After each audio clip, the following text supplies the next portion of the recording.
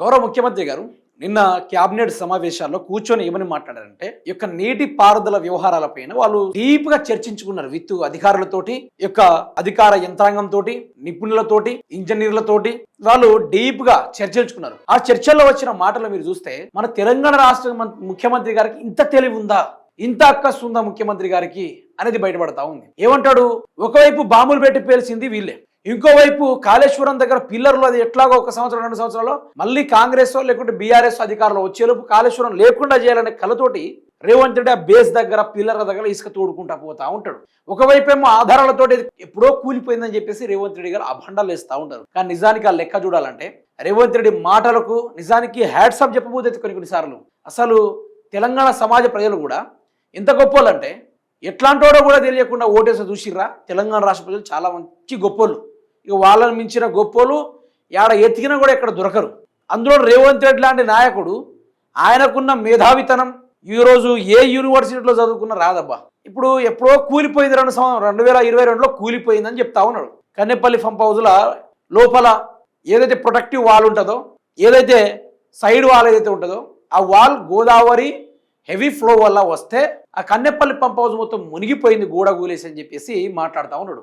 అది 2022లో జరిగిందని చెప్తున్నాడు. మరి మనకు సాధన కావడం లేదా, మనకు దిమాక్ లేదా, ధమాక్ లేదా, ఇంజనీర్ దొరకట్లేదా, లేకుంటే అదాని సిమెంట్ అని అమ్ముతాను కదా ఆ సిమెంట్ తెచ్చి అయినా కట్టొచ్చు కదా, లేకుంటే నాగార్జున స్టీల్స్ అని చెప్పేసి రాడ్లు వస్తాయి కదా, సరాకులు వస్తున్నాయి కదా, 90 mm కావాలా, 100 mm కావాలా, 200 mm కావాలా, అవసరమైతే 1000 mm అయినా చేయించుకొని వాళ్ళు కడతావో లేకుంటే బిల్డింగే కడతావు అక్కడ, అది చేయాల్సింది కదా. మరి మనోడు మాట్లాడే కథను మీరు వినాలి, ఒకసారి వినుర్రి.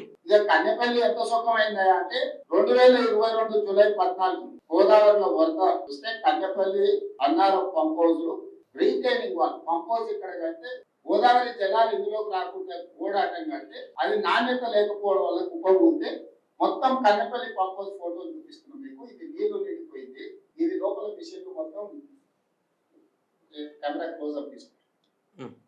ఈరోజు కన్నెపల్లి అని చెప్తున్నాడు కదా, ఇది కన్నెపల్లి పంప్ హౌస్.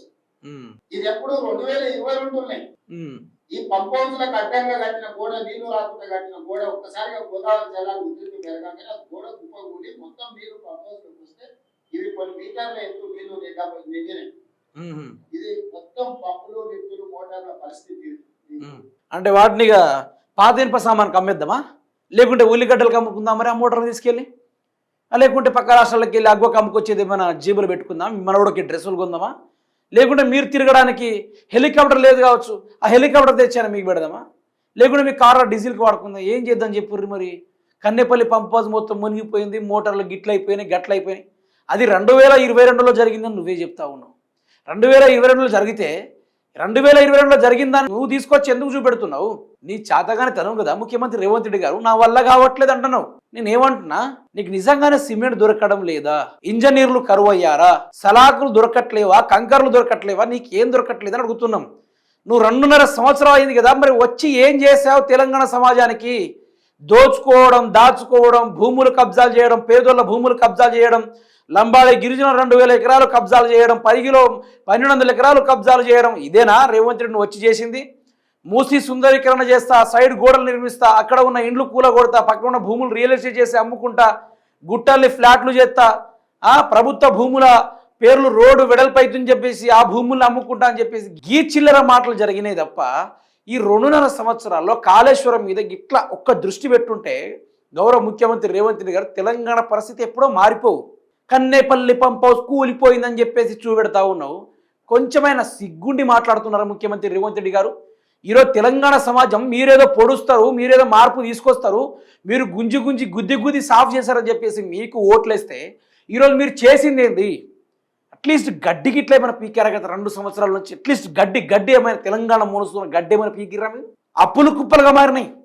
10 ఏళ్ళు కేసీఆర్ పరిపాలిస్తే 3 లక్షల కోట్ల రూపాయలు అయితే 2.5 సంవత్సరాలు పరిపాలించిన కథలకి 4 లక్షల కోట్ల రూపాయలు అప్పైంది కదా. ఈ రోజు దాంట్లో తీసుకెళ్ళి ఒక 200 కోట్లు కన్నెపల్లి పంప్ హౌస్ సైడ్ వాళ్ళు నిర్మిస్తే ఏమైంది? ఆ మోటార్లు మొత్తం మునిగినాయి. చూడండి, ఫోటోలు చూడుర్రి, మొత్తం ఉల్లిగడ్డకు అమ్ముకుందా చెప్పు. మరి ఆ మోటార్ తీసుకెళ్ళి ఉల్లిగడ్డకు అమ్ముకుందామా? ఏం చేద్దాం ముఖ్యమంత్రి గారు? కేసీఆర్ మునుగోడు కాబట్టి ఆ యొక్క ప్లాన్ ని నిర్వహించిండు.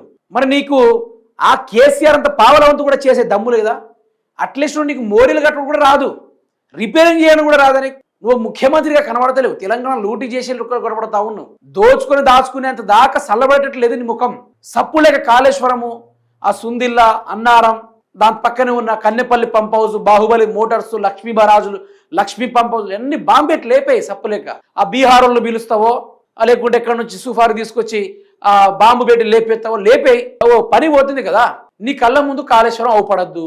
తెలంగాణ రాష్ట్ర రైతాంగం నీ కళ్ళ ముందు సంతోషంగా గల్లా ఎగరేసుకొని కండువ భుజం మీద వేసుకొని ఎవరి కాళ్ళ దగ్గర అయ్యా బాంచనకుండా అట్లా రొమ్ము నిక్కబొడిసి రైతాంగం వ్యవసాయం చేస్తూ ఉంటే నీ కళ్ళకు చూసి తట్టుకోలేకపోతున్నావు.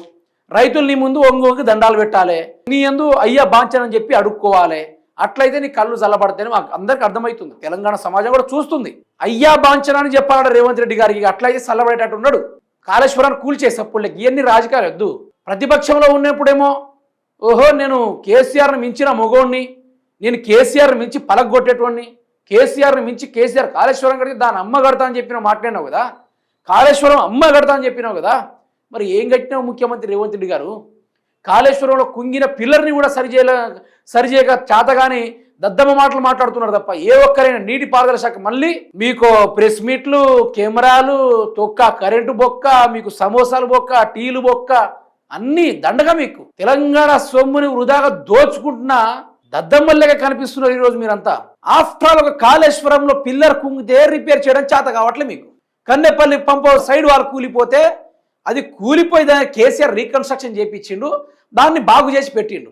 ఇప్పుడు ఆ టాపిక్ని ముందు తీసుకొచ్చి కన్నెపల్లి పంప్ హౌస్ కథ మాట్లాడుతూ ఉన్నావు. కేటీఆర్ గారు ఏం చెప్పారు? ఈరోజు లక్షలలో క్యూసెక్కులు ఇన్ఫ్లో అయ్యి అవుట్ఫ్లో అవుతుంది. ఈ వెళ్ళిపోక ముందే మనం ఎత్తుకుంటే కరువు వస్తుందని చెప్తున్నారు కదా. ఎలినిన్నో అని వస్తా అని చెప్తున్నారు కదా. మరి ఎలినో వచ్చినప్పుడు మీరు చేయాల్సింది ఏంటిది? మీరు చేయాల్సింది ముందస్తు కార్యక్రమాలు చేయాల్సింది ఏంటిది? ముందుగా తీసుకోవాలి కదా, బరువు బాధ్యతలు చేపట్టాలి కదా. అవన్నీ చేయడం చేతగాక రేవంత్ రెడ్డి గారు చేస్తున్న పనేంది అడుగుతున్నా. నువ్వు ముఖ్యమంత్రిలో వ్యవహరిస్తా ఉన్నావా? అసలు నిన్ను చూసి ఎవరైనా భయపడతాడా? పనికొచ్చే కార్యక్రమాలు ఏమైనా చేస్తున్నావా? ముఖ్యమంత్రిగా ఎక్కడైనా వ్యవహరిస్తా ఉన్నావా? ఎందుకింత ఆగమాగం వ్యవహారం చేస్తున్నావు గౌరవ ముఖ్యమంత్రి రేవంత్ రెడ్డి? పరువు తీసి ఆగమవుడు తప్ప నీ వల్ల ఏమైనా లాభాలు ఉన్నాయా? తెలంగాణ సమాజం ఈరోజు నిన్ను క్వశ్చన్ చేస్తూ ఉంది. తెలంగాణ సమాజం ఈరోజు నిన్ను అడుగుతూ ఉంది. ఏ దమ్ము లేదా రేవంత్ రెడ్డి? నీటిపారుదల శాఖ మంత్రి ఉత్తమ్ కుమార్ రెడ్డి మీకు కూడా దమ్ము లేదా? 72 సార్లు ఢిల్లీకి ఎందుకు పోయిర్రు మీరు? ఎవడబ్బ సొమ్మని కులుక్కుంటా మీరు 72 సార్లు ఢిల్లీకి పోయిర్రు. ఆ డబ్బులతోటి ఈరోజు కన్నెపల్లి పంప్ హౌస్లో నీవు ఏదైతే మేజర్ రిపేర్స్ అంటున్నావో ఆ మేజర్ రిపేర్స్ ఇచ్చేయచ్చు కదా. కేసీఆర్ ఉన్నప్పుడు అన్ని పంపులు నడుస్తాయి, కాళేశ్వరం నీళ్లు లిఫ్టింగ్ చేసుకుని అన్ని జరుగుతాయి. కానీ మీ హయాంలో వచ్చేసరికి నీళ్లు మాత్రం కుదరదు, జరగదు. నేను ఒక్కటే చెప్తా, చాతకాని దద్దమ్మలు మాట్లాడే మాటలు ఇవి. ఇట్లాంటి వాళ్ళు ముఖ్యమంత్రులు కదా నేను చెప్తున్నా కదా. అసలు ఓటే లేదు వీళ్ళకి. వీళ్ళను గేట్ వాచ్మెన్ కూడా ఉండడానికి అర్హత లేదు వీళ్ళకు. తెలంగాణలో ఉండడానికి అర్హత లేదు వీళ్ళకు. వీళ్ళు ఆంధ్ర కన్నా డేంజర్. వీళ్ళు ఆంధ్ర టీడీపీ బ్యాచ్ చూసిర్రా, వాళ్ళకన్నా డేంజర్ వీళ్ళు. వాళ్ళు కూడా అంతో కొంత కేసీఆర్ ఉన్నాడని చెప్పేసి భయపడి రారు. కానీ వీళ్ళు తెలంగాణ ప్రజల్ని మొత్తం సర్వం నాకించి పడేసారు. లేదు, ఇక తెలంగాణని ముంచే కార్యక్రమం మాత్రమే చేస్తూ ఉన్నారు.